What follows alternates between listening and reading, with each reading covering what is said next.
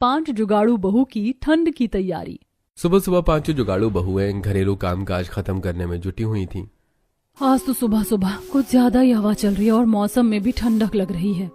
मौसम तो चेंज होगा ही, अक्टूबर खत्म होने में 3-4 दिन रह गए हैं। नवंबर शुरू होते ही कड़ाके की ठंड पड़ने लगेगी। अब हम 5 बहू को ठंड की तैयारी शुरू कर देनी चाहिए। नुपुर रात के खाए पिए झूठे बर्तन ठंडे पानी में धो रही थी। कुमुद झाड़ू लगा रही थी। वहीं पूनम शीतल मचान पर लकड़ी की सीढ़ी लगाकर अपनी छत वाली खेती से कुछ तोड़ रही थी।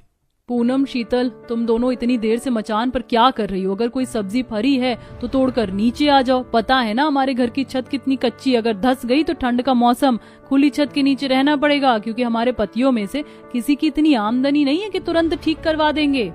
ऐसा बोलते हुए सबसे बड़ी बहू रीता की बात में गरीबी में गुजारा करने की झलक को देखा जा सकता था। जेठानी जी, एक एक सब्जी के पत्ते हटाकर छान मार लिया हमने, लेकिन आज तो पकाने के लिए मचान से एक सब्जी भी नहीं निकली। बगैर सब्जी के कैसे खाना पीना बनेगा? कोई बात नहीं जेठानी जी, एक दिन बनाने के लिए बाहर से सब्जी खरीद कर मंगवा लेंगे, परेशान मत होइए।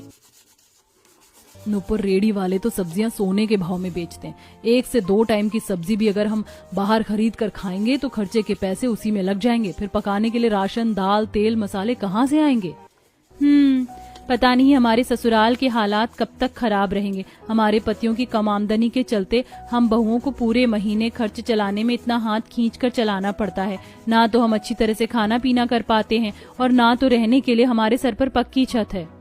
वही तो, गर्मी के मौसम में तो किसी तरह अंदर बाहर सोकर गुजारा कर लेते हैं, लेकिन इस कच्ची झोपड़ी में कड़कड़ाती ठंड में बुरी हालत हो जाती। पूरी सर्दियां कपकपाते हुए कटती हैं। इस 1 साल के अंदर तो हमारी झोपड़ी और भी ज्यादा खराब हो गई, जगह जगह से घुस गई है। दीवार और जमीन में इतने गड्ढे लगा दिए हैं कि ठंडी ठंडी हवा सीधे घर के अंदर घुसेगी।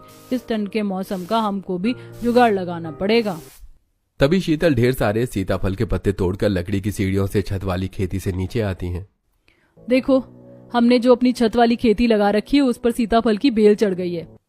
हाँ, मगर देवरानी जी, ये जेठ वाली सीताफल है। हमारी पड़ोसन चंपा है, उसने हम 5 की देखा देखी अपनी छत पर सीताफल की बेल लगाई थी। हो सकता है उसी के छत पर से हमारे छत पर उसकी बेल चढ़ गई हो। जेठानी जी, छत पर कोई सी भी सब्जी नहीं हो रखी, इसीलिए मैं सीताफल के पत्ते तोड़कर ले आई हूँ। मछली का मसाला देकर इसकी सब्जी बना लेंगे। रीता, वैसे 2-4 दिन बाद इस गर्मी वाले सीताफल को खाने का सीजन खत्म हो जाएगा। इस बार हम भी अपने छत पर सर्दी के सीजन वाले सीताफल लगाएंगे। जितनी स्वाद ठंड वाली सीताफल की सब्जी बनती है, उससे कहीं ज्यादा स्वाद उसके पत्तों का साग बनता है। 5 जुगाड़ू बहुएं ठंड के मौसम पर बात कर ही रही होती हैं कि तभी कलावती घर